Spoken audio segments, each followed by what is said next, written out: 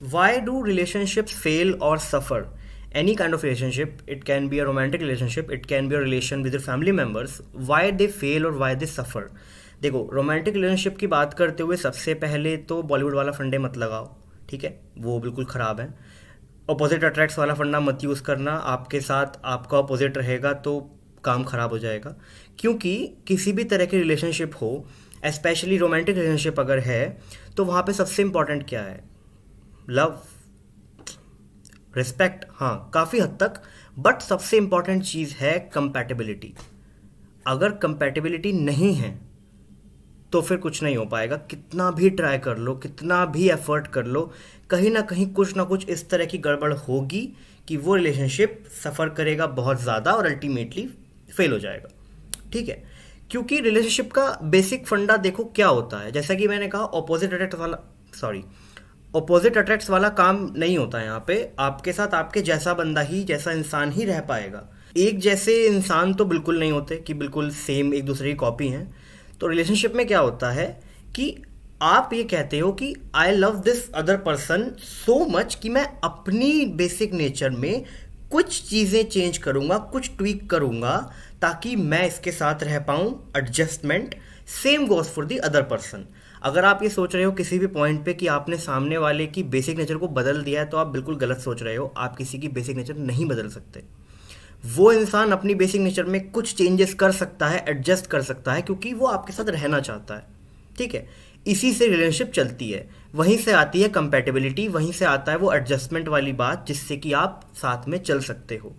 वहाँ पे ये प्रॉब्लम आ जाती है कि सामने वाला पार्टनर बहुत अपने आप में ट्वीक किया है, अपने बेसिक नेचर में बहुत चेंजेस कर रहा है, वेयर एज जो दूसरा पार्टनर है वो बिल्कुल चेंज नहीं कर रहा है, या फिर वो उन चेंजेस को एक्नॉलेज नहीं कर रहा है। वो ग्रेटफुल नहीं है कि सामने वाला इंसान मेरे लिए एडजस्ट कर रहा है। वो कई बार या तो ध्यान नहीं देगा या फिर ये सोचेगा कि देखो इसकी नेचर चेंज हो रही है मेरे लिए, मेरी वजह से, अब काम ठीक हो गया। नेचर चेंज नहीं हुई है, बेसिक नेचर में कुछ चीज़ें चेंज हुई हैं, कुछ ट्वीक किया गया है, और वो करने में एफर्ट लगता है। जब सामने से सेम एफर्ट रेसिप्रोकेट नहीं होता तो दूसरा जो बंदा रिलेशनशिप में होता है उसको बुरा लगता है। वो कहता है मैं इतनी एनर्जी दे रहा हूँ, इतने चेंजेस अपने अंदर कर रहा हूँ, स्टिल ये नहीं चल रहा है, स्टिल सामने जो है वो मेरे इस बात के लिए ग्रेटफुल नहीं है, वो अपनी बेसिक नेचर में कोई भी चेंजेस करने को तैयार नहीं है। तो वहाँ पे क्या होगा, वो इंसान अपने में और ट्वीक करेगा। हाँ, वहाँ पे वो और ट्वीक करेगा क्योंकि वो रहना चाहता है। और एक टाइम ऐसा आएगा, क्योंकि ट्वीक करने में एफर्ट बहुत लगता है, एक टाइम ऐसा भी आएगा जब वहाँ पे काम खराब हो जाएगा।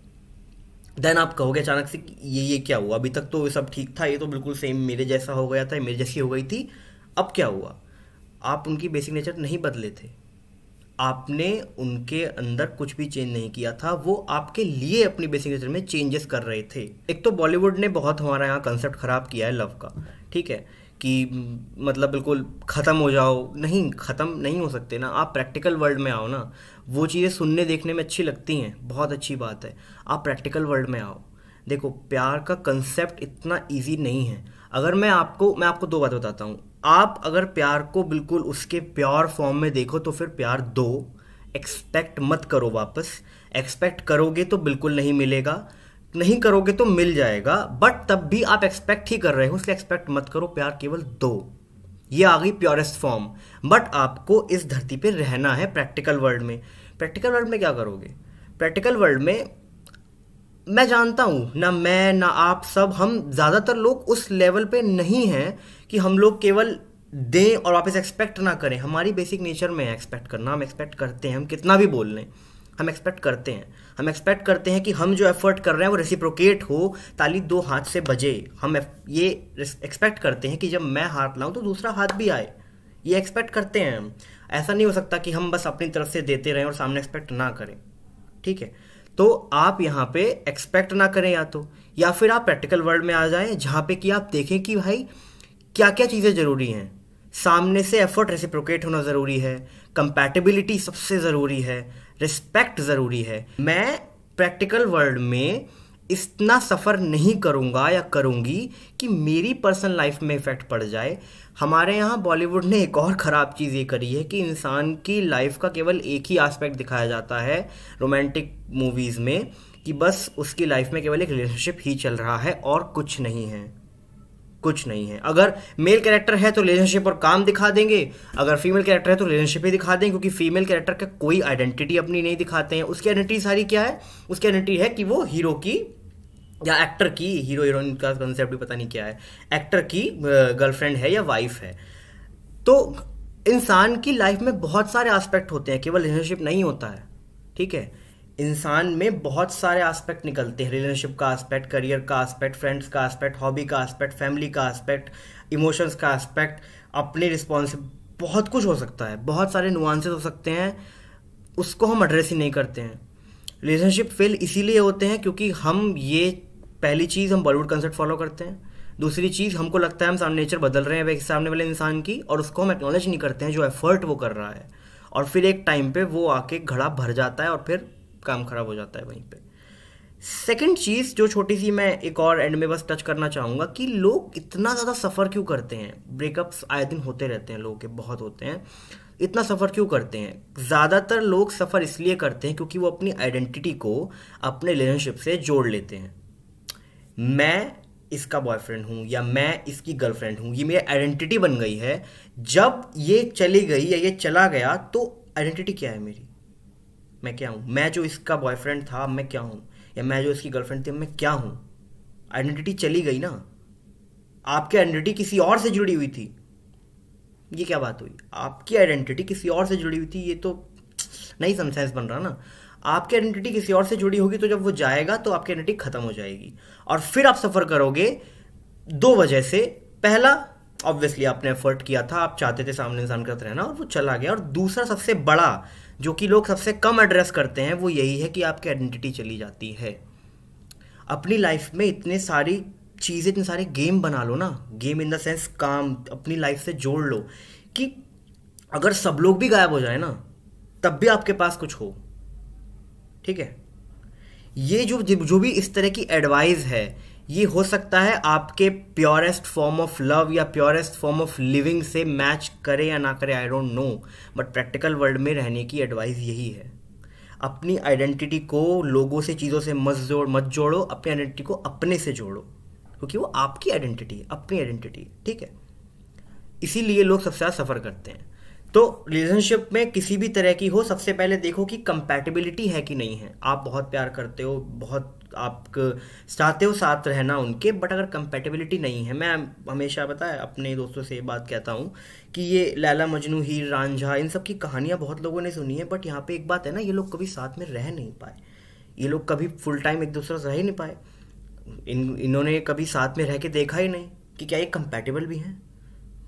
हीर रांझा की लड़ाई होती रोज तो फिर कैसा होता। अब तो छुप छुप के मिल रहे थे, आधे घंटे, 1 घंटे के लिए, 2 घंटे, 4 घंटे। इंसान 6-6 महीने तक अपने ऊपर नकाब पहने रख सकता है, आप पहचान नहीं पाओगे इंसान क्या है। फिर प्याज की परतें खुलेंगी तब कहोगे ये क्या हो गया।